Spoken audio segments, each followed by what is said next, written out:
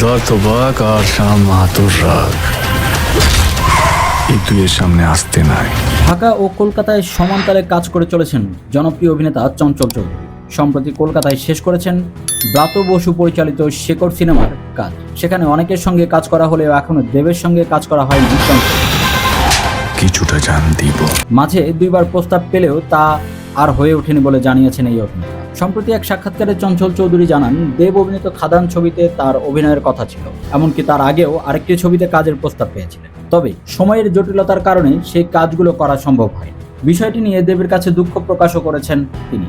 এ ব্যাপারে আমার প্রতি দেবের একটি অভিমানও রয়েছে। আমরা ব্যক্তিগতভাবে দেশে বা বিদেশে বিভিন্ন ফেস্টিভ্যালে গিয়ে আমরা একসঙ্গে আড্ডা দিয়েছি।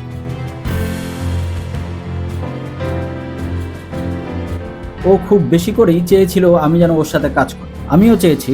সবশেষ দেবের সঙ্গে দেখা হওয়ার পর বলেছি আমরা অবশ্যই একসঙ্গে কাজ করি। এদিকে চঞ্চলকে দেখা যাবে বনলতা এক্সপ্রেস সিনেমায়। এছাড়াও রয়েছে লিসা, গাজী নির্মিত শাস্তি, যেখানে তার বিপরীতে রয়েছেন পরিমল।